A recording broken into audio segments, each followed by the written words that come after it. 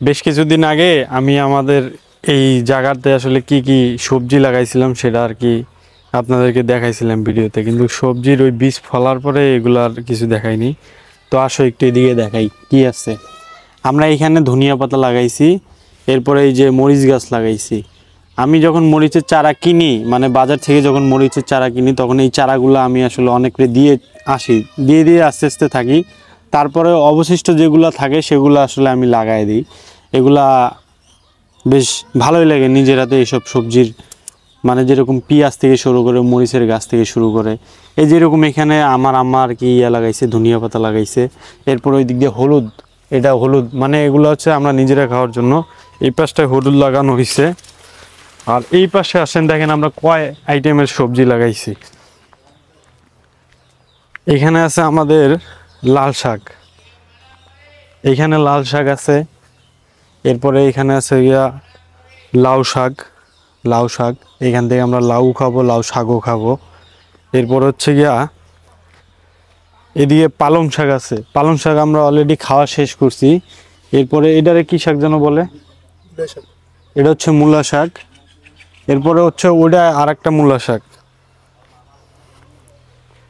এটা হচ্ছে মানে দুই আইটেমের মূলা শাক এই দিক দিয়া, যে এটা একটু বড় হয়েছে। এটা হচ্ছে লাল লাল মূলা আর কি, এটা হচ্ছে লাল লাল মূলাটা। এটা শাকও খাওয়া যায়, আবার মূলার সবজিটা তরকারি, এটা ভাজি করে খাওয়া যায়, অনেকে ঝোল তরকারি খায়। তা যা সবার আসলে ওটা ভালো লাগে না। আর এই পাশটায় হচ্ছে আমাদের মারা শাক, এই যে এই পাশটা হচ্ছে মারা শাক। তো আমরা এই ছোট জায়গার ভিতরে অলরেডি 1 2 3 4 5 আমরা নাপা শাকও রাখছিলাম। নাপা শাক অলরেডি আমরা খাওয়া শেষ করে দিছি, নাপা শাকও খাওয়া শেষ করে দিছি। আর এই পাশটা আসলে ওই যে খড়িগুলা দেখতে পাচ্ছেন, এগুলার আমরা আর কি আমাদের গ্রামের ভাষায় জাংলি বলে থাকি। তো এই শাকটা আসলে এই দিক দিয়ে উঠবে পাশে। তার পাশে আরেকটা গাছ আছে, আপনার কলা গাছ আছে, আপনাদেরকে দেখাই। আমরা কয়েকটা এখানে কলা গাছও লাগাইছি। আর এইখানের কলা কিছুদিন আগে আমরা একটা খাইছি, এখন আর একটা হইতেছে। এদিকে একটু দেখাও তো। এই যে একটা কলা, এটা আমরা লাগাইছিলাম এগুলা। তো মোটামুটি এই একটা কলা চলে আসছে। এগুলা আসলে বেশ ভালোই লাগে, নিজের হাতের জিনিস, মানে একদম ফরমালিন মুক্ত। এগুলো চাষাবাদ করে খাওয়াটা একটা আলাদা তৃপ্তি লাগে। আর সব থেকে বড় কথা হচ্ছে এগুলো একটু যত্ন নিতে হবে, যত্ন নিলে আসলে সুন্দর ফলাফল পাওয়া যাবে। পাশাপাশি আমরা এই জায়গাটা একটু পরিষ্কার করে দিলে আমাদের এই কলার, মানে যে কয়েকটা গাছ আছে ছোট্ট পরিসরে, যে বাগানটা, কলার বাগানটা, এখানে ভালো কলা হবে। কিছুদিন আগে একটা আমরা নিয়ে খাইছিলাম বাসায়, আর একটা এখন অলরেডি হইতেছে। আর এই দিক দিয়ে একটা পেঁপে গাছ আমরা রাখছিলাম। এই পেঁপে গাছের পেঁপে বহুত খেয়েছি, পাকা পেঁপে বহুত খেয়েছি, বেশ ভালোই লাগে এই পেঁপেটা।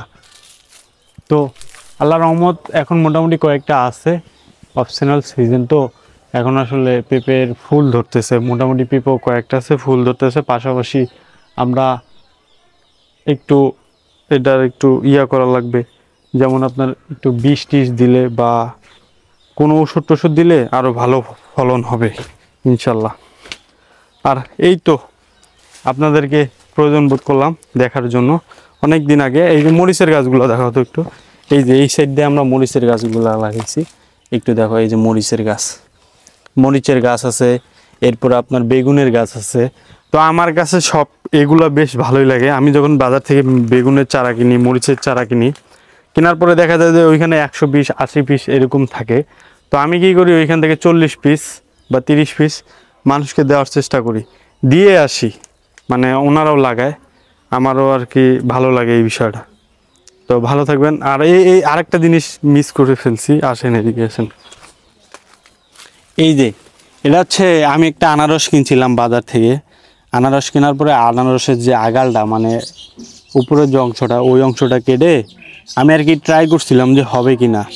তো এটা আরও অনেক দিন আগে আমি এইখানে লাগাই রাখছিলাম। লাগানোর পরে হঠাৎ করে 4-5 দিন আগে, তখন এই হলুদের গাছগুলো একটু বড় বড় ছিল, তো দূর থেকে দেখা যেত না। তো দেখি যে এই গাছটা বেঁচে গেছে। মোটামুটি কিছু একটা আশা করা যায় হবে, যেহেতু গাছটা হয়েছে, ফল হোক আর না হোক, এটাই অনেক ভাল লাগে। মানে নিজের হাতের যে ওই ইয়াটা লাগাইছিলাম আমি এখানে, কিছুটা গোবর দিয়ে লাগাই দিছিলাম, এখন এই যে মোটামুটি হয়ে গেছে। এখন আনারস হোক আর না হোক সেটা বড় কথা না, বিষয়টা হচ্ছে গাছটা যে আমার হাতে হয়েছে এটা একটা আলাদা অনুভূতি, ভালো লাগে।